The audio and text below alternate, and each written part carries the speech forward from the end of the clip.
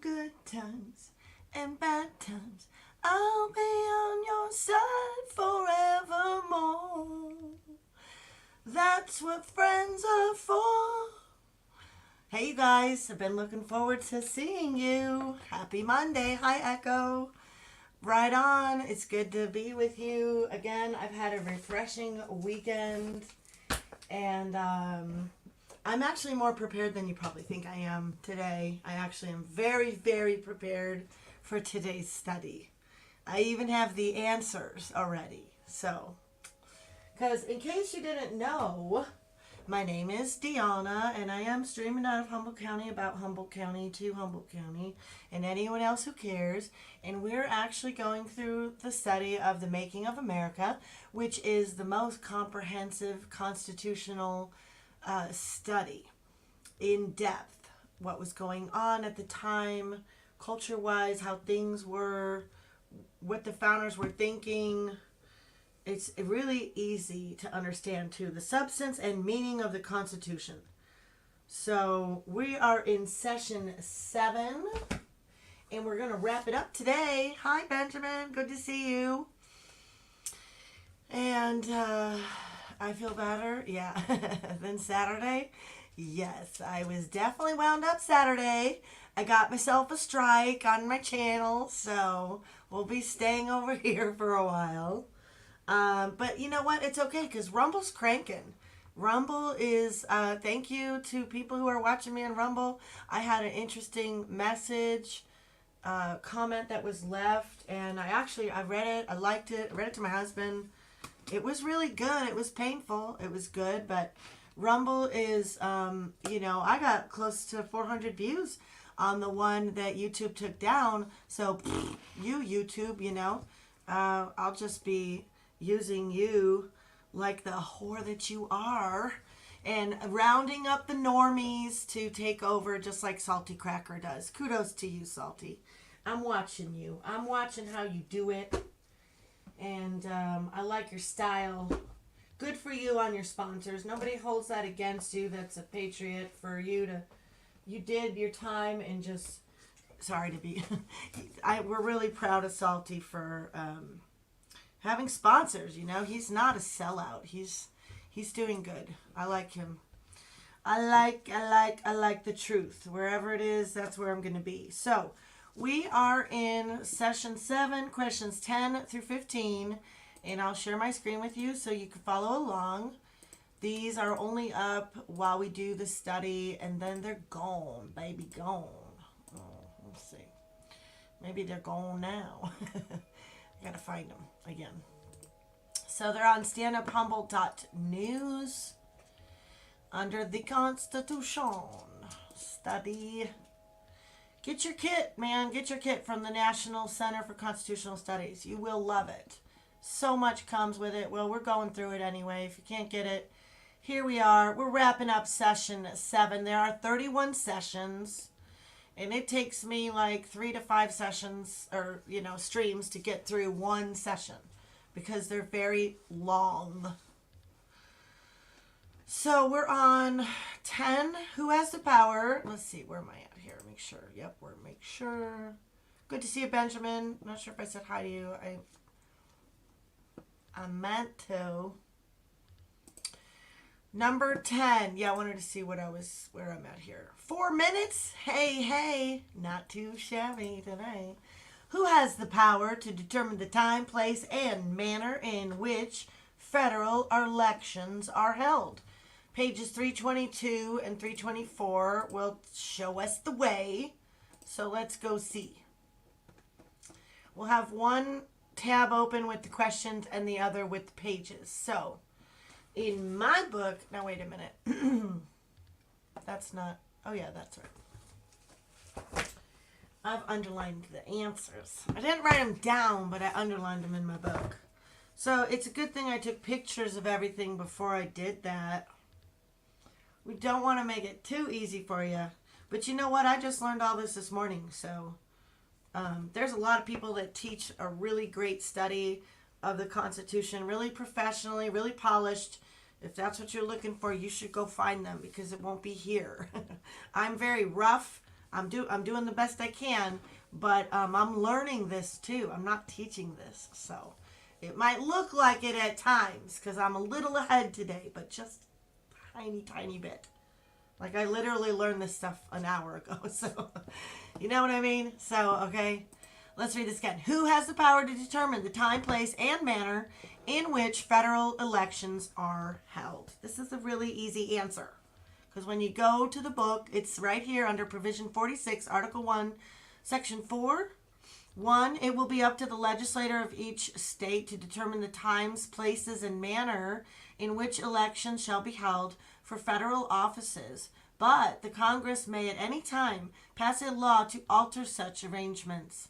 An exception was made as to the places of choosing senators, since they were originally chosen by the state legislature. So that really is the answer. In a couple places I've underlined some of the reasons, and I think the next question gets into that where they ask, why did Congress reserve itself the right to alter any state's electoral arrangements? So in some of these answers, it's always explaining why it's Congress's duty to determine the time, place, and manner of holding the elections. And so we're going to get into that with this question too. Why did Congress reserve the right, itself the right, to alter any state electoral arrangements? There's a couple answers for this. So on 324, I believe it said, right? Yeah. What I have is under McCain, Congress should judge elections.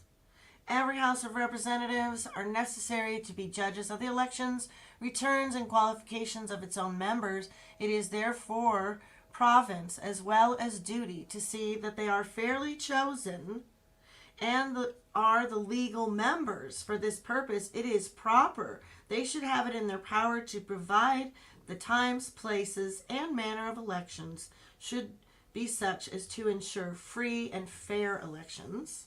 And that was one of the reasons I got. And then when you go over here to this page, it says it again, you see, about time, place, and manner of holding elections. And just above that, I have, there might be no election. Let's see, improper. Let's start from here.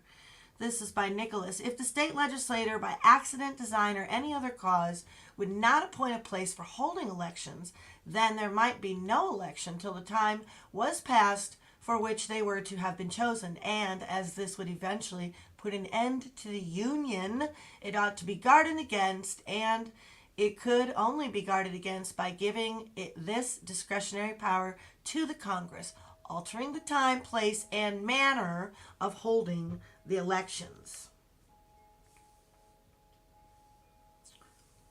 And then right below, again, we have here from W. Davey, the danger.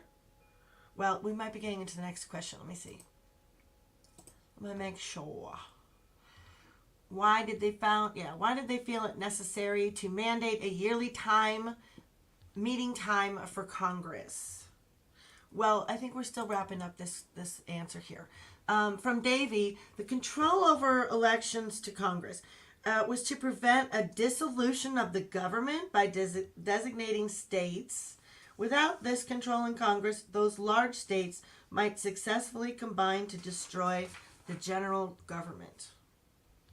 And then on the next page, it goes, I have here, no state could withdraw itself from national councils without the consent of a majority of the members of Congress. It was necessary to give Congress this power to keep the government in full operation.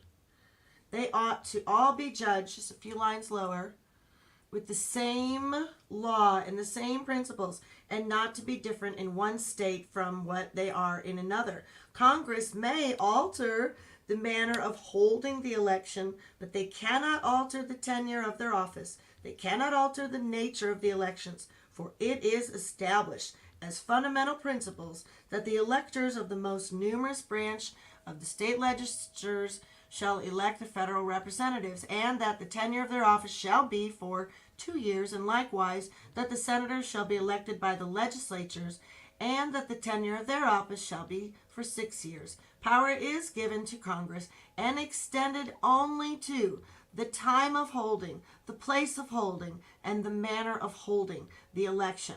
Congress ought, therefore, to possess constitutional power to give the people an opportunity of electing representatives if the states neglect or refuse to do it.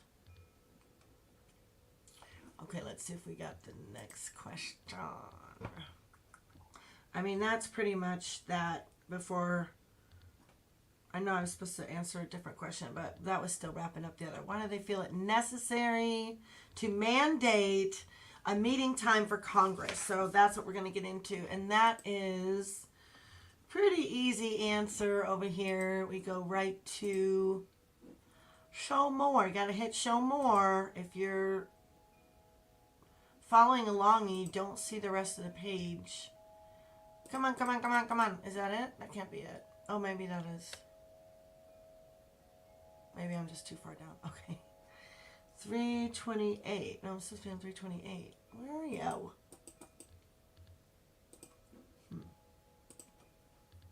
Not seeing it.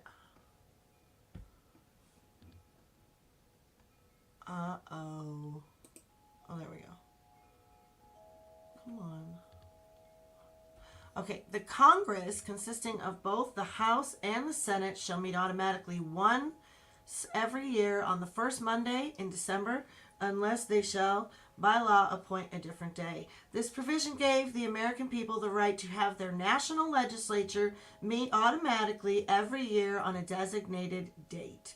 A little below it, it says here to avoid conflicts which continually occurred in England. This was a constitutional mandate they put in there.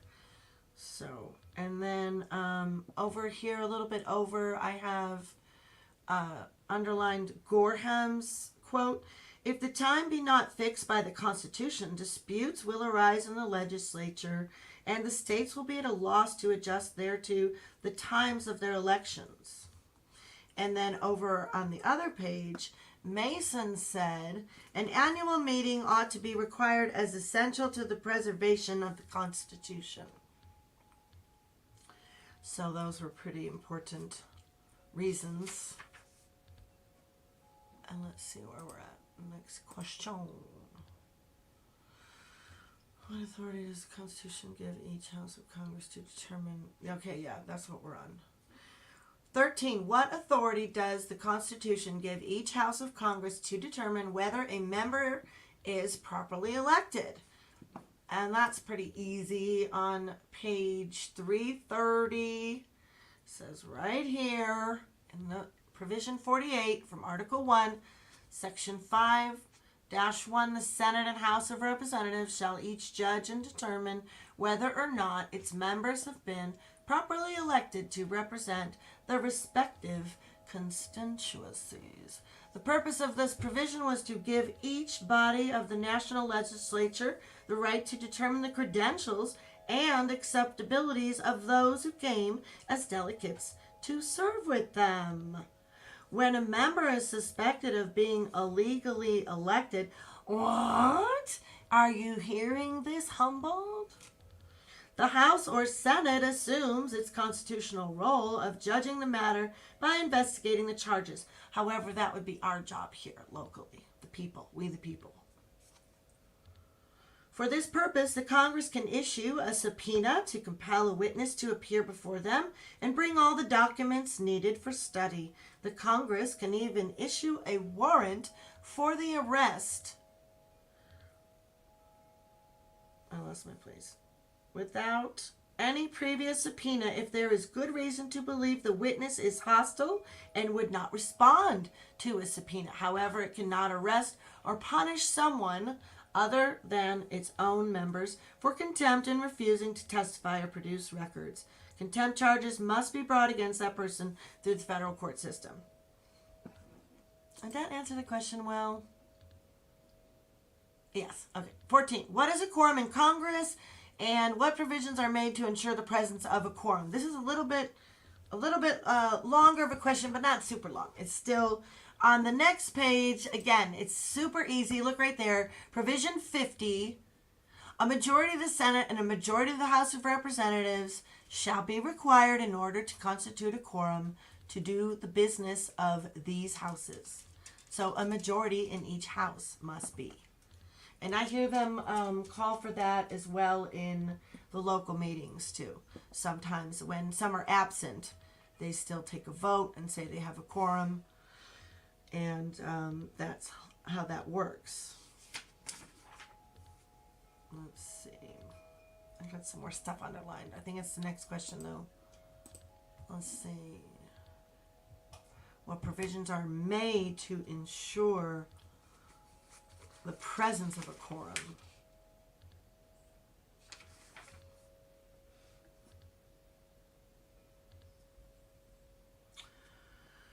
Well, let's see. What authorities troublesome members? Well, I'll have to just read this provision here. Let's see what it says here.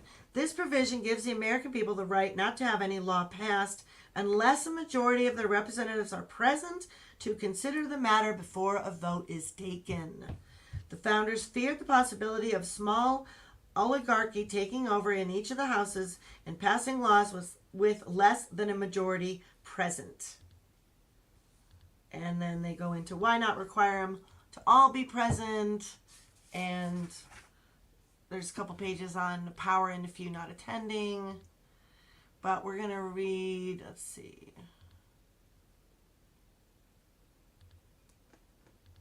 Yeah, this is where I'm at. Okay, we're going to read more about a quorum here. The fun part. What authority does each House of Congress have to determine its own rules and to deal with troublesome members? Oh, no, we're still going to go back to quorum. We're reading about quorum here in 51-2.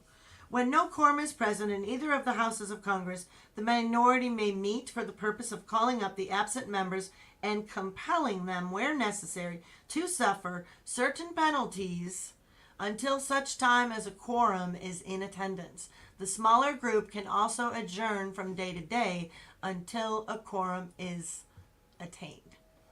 So, this provision gives a minority of the members in the Senate or the House the right to meet and impose penalties on their fellow legislators until there are enough present to constitute a quorum.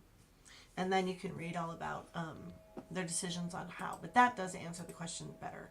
What authority does each House of Congress have to determine its own rules and to deal with troublesome members? Ooh, let's see. Let's see. 52.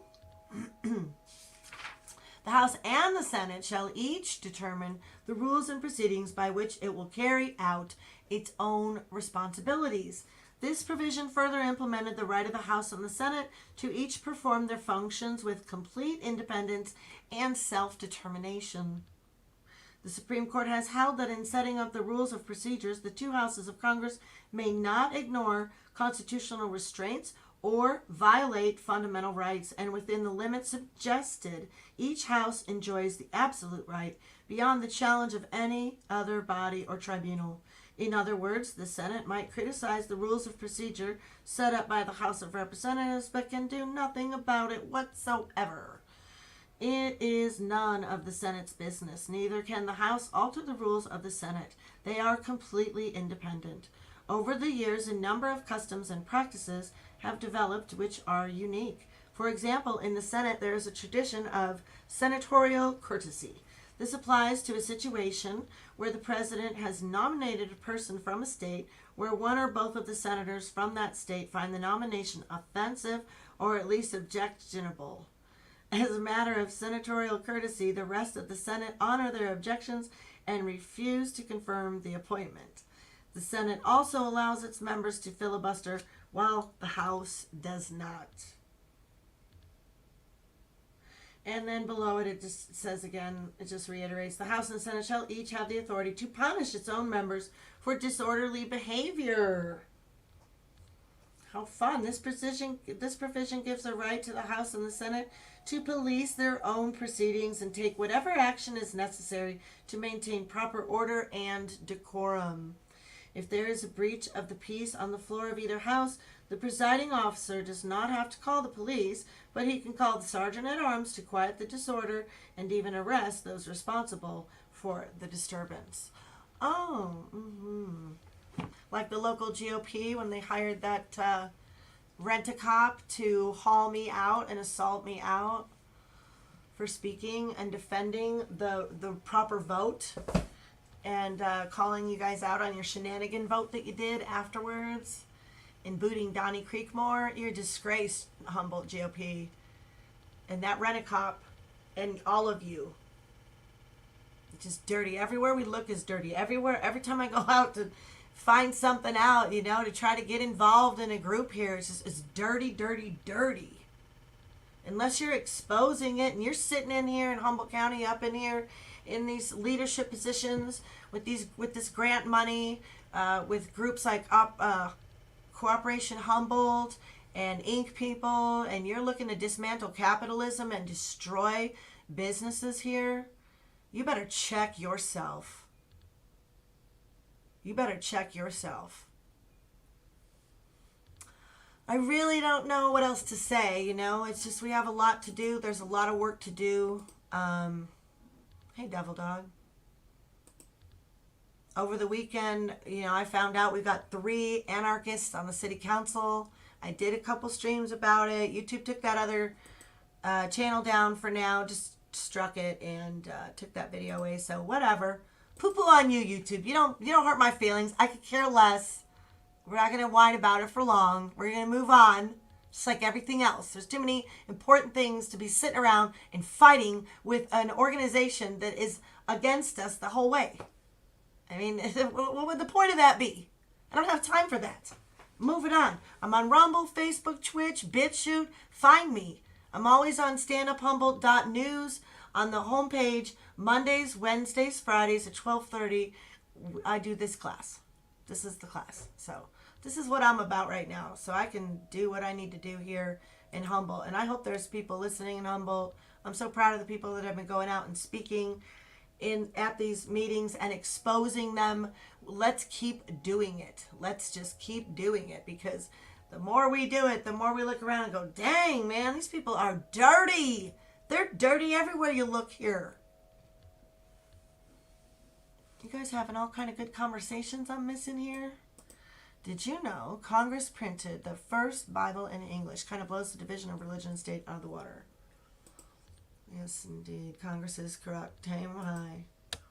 First Bibles in English was the Geneva Bible, 1560 to 1599. First Bible in English printed in America was the Holy Bible as an act of Congress. You know it was him. Yeah, send it to me.